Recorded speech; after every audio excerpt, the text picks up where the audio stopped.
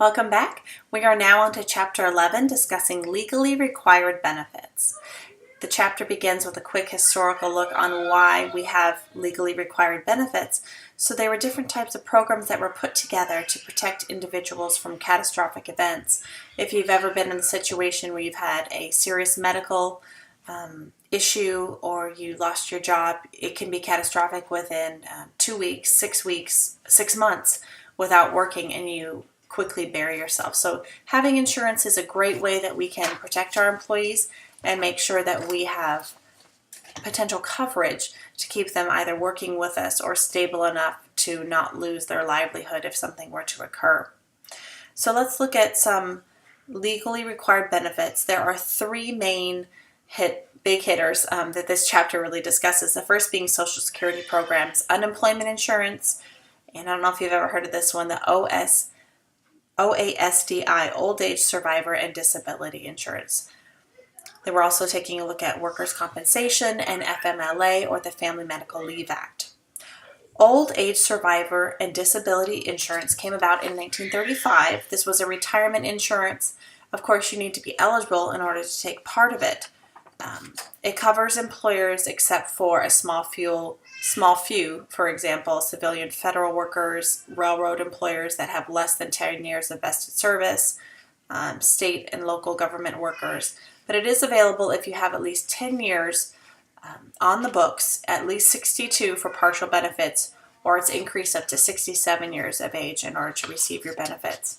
Survivor benefits, if an employee passes away while on shift, it promotes benefits for your family. Survivor benefits are what they are. So you can list who would be your recipient, whether it's your spouse, it's your children, 100%, you break it up, 25, 25, 25, 25.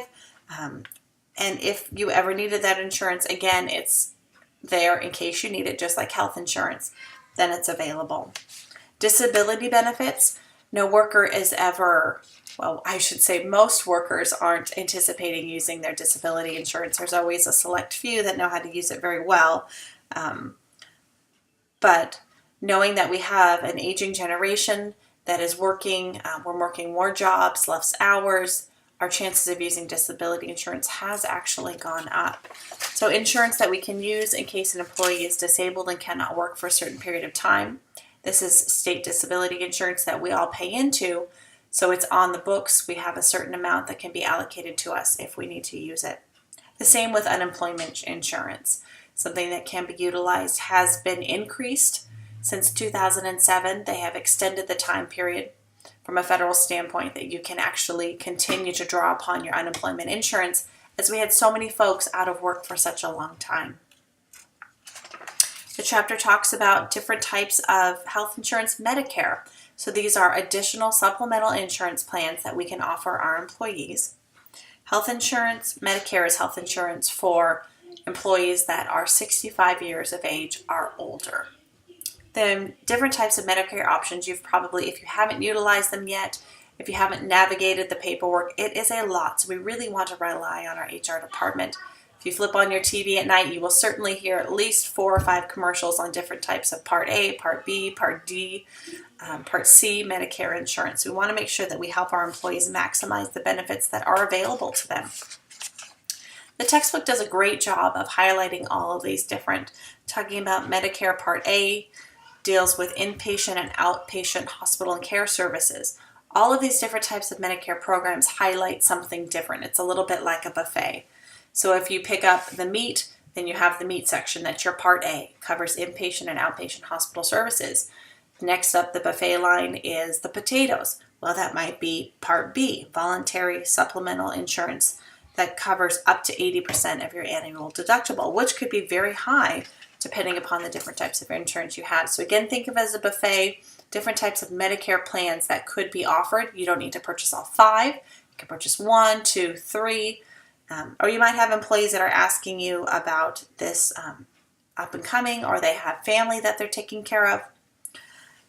Part B covers doctor services, outpatient care, lab services, ambulance services. Those are some things that can become very, very expensive with using it just once or twice. An ambulance ride could be up to $1,000 for one ride to the hospital.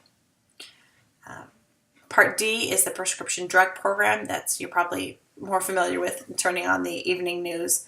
Helps cover prescription drug costs, which can be tremendous, catastrophic for an individual that is suffering for some sort of long-term illness that is taking a slew of medications. Workers' compensation, something that we have to offer our employees, a type of insurance plan that we pay into in case we have an employee that is injured on the job. And FMLA, Family Medical Leave Act, if you are familiar with it, it is up to 12 weeks of unpaid job-protected leave that an employee can utilize if they have a major life event. Most often we think of it with pregnancy disability leave. It's also available for the spouse. It doesn't just need to be for the birth of a child. It can be to take care of a spouse, an ailing parent, but there are certain requirements. You have to use the time within a certain period, within a year. You can break it up. You can't use the time off to care for anyone, for a friend. It needs to be for a close family member. So different things that we want to make sure we highlight with our employees. When we're just dealing with these different types of benefit programs, we really have to look at the cost and pros, the pros and cons, I would say, the costs and the benefits. How much will it cost us as an organization? Do we have the ability to cover that for our employees? What can we offer them? Because we might want to offer our employees of the world, give them the best insurance they have, but we're a small company of 15 employees, and I just couldn't keep my doors open if I had the most expensive insurance. So looking at the different types of options that we have, helping our employees navigate the system, this is very, very important when we're dealing with different types of legally required benefits. Great job with Chapter 11.